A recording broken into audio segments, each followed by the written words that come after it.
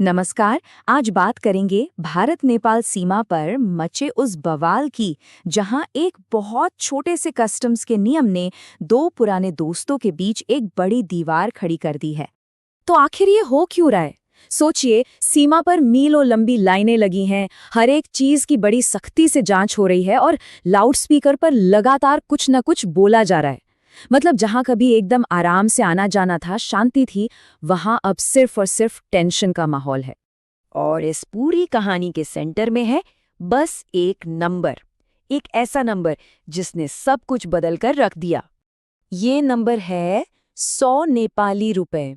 मतलब अब अगर भारत से नेपाल कोई भी सामान लाया जाता है जिसकी कीमत 100 नेपाली रुपए यानी अपने करीब 63 भारतीय रुपए से ज्यादा है, तो उस पर अब टैक्स देना होगा, एक टैरिफ लगेगा।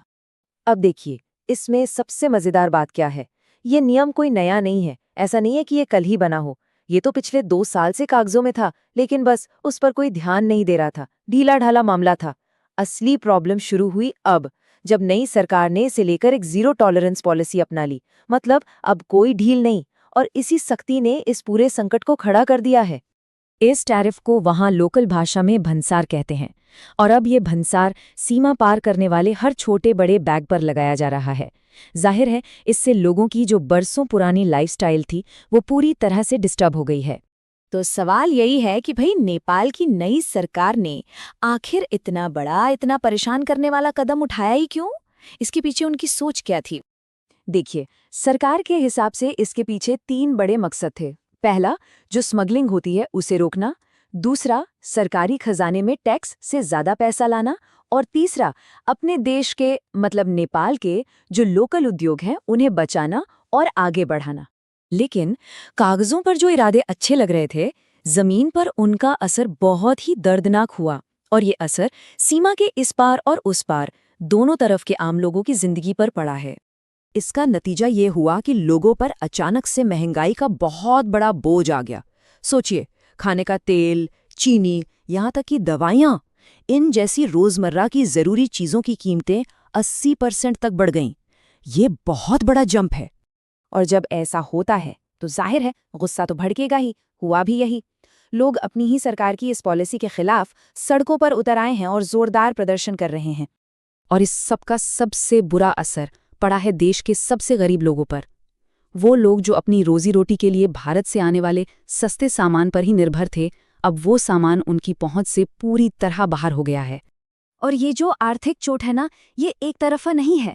नेपाल में तो व्यापारियों को नुकसान हो ही रहा है, क्योंकि उनके ग्राहक नाराज हैं, सामान महंगा हो गया है। लेकिन साथ ही भारत के उन व्यापारियों का भी धंधा चौपट हो गया है, जिनके 50% तक ग्राहक नेपाली ही थे। वो रातों रात चले गए। मामला सिर्फ पैसे और व्यापार का नहीं है, ये उससे कहीं ज्यादा गहरा है। ये सीधी चोट है उन सामाजिक और सांस्कृतिक रिश्तों पर जो पीढ़ियों से इन दोनों समुदायों को आपस में जोड़ते आए हैं। इस रिश्ते को रोटी बेटी का संबंध कहा जाता है। मतलब एक ऐसा रिश्ता जो सिर्फ व्यापार पर नहीं, बल्कि संस्कृति और यहाँ तक कि शादियों पर भी टिका है, जहाँ दोनों तरफ के परिवारों में रिश्तेदारियां हैं। ये नया नियम सीधे सीधे इसी रिश्ते की जड़ पर चोट कर रहा है। तो अगर हम पूरी कहानी को देखें तो पीढ़ियों से एक खुली सीमा थी, गहरे रिश्ते थे। फिर 2 साल पहले ये नियम कागज पर आया, और अब हाल ही में सरकार ने इसे सख्ती से लागू कर दिया, जिसके बाद आज हालात ये हैं कि हर तरफ विरोध हो रहा है और ऐतिहासिक रिश्ते तनाव में हैं। मतलब एक झटके में सब कुछ बदल गया। और यहीं पर इस कहानी का सबसे बड़ा विरोधाभास सामने आता है। एक ऐसी पॉलिसी जो नेपाल की अर्थव्यवस्था को सहारा देने के लिए बनाई गई थी, वो अब पूरी तरह से उल्टी पड़ गई है। ये उन्हीं लोगों के लिए एक बहुत बड़ा संकट बन गई है जिनकी मदद करना इसका मकसद था। यही तो सबसे बड़ी विडंबना है। सरकार चली थी टैक्स बढ़ाने और लोकल इंडस्ट्री को सपोर्ट करने, लेकिन हो क्या गया? हुआ ये कि लोगों पर आर्थिक बोझ बढ़ गया और सड़कों पर राजनीतिक विरोध शुरू हो गया। मतलब इरादा कुछ और था और नतीजा बिल्कुल उल्टा निकला। और ये हमें एक बहुत बड़े सवाल पर लाकर छोड़ देता है कि जब कोई अच्छी नीयत से बनाई गई पॉलिसी जमीन पर आकर फेल हो जाती है, तो आखिर उसकी असली कीमत कौन चुकाता है? ये एक ऐसा सवाल है जिसका जवाब आज वहां के नेता और नागरिक दोनों ही ढूंढ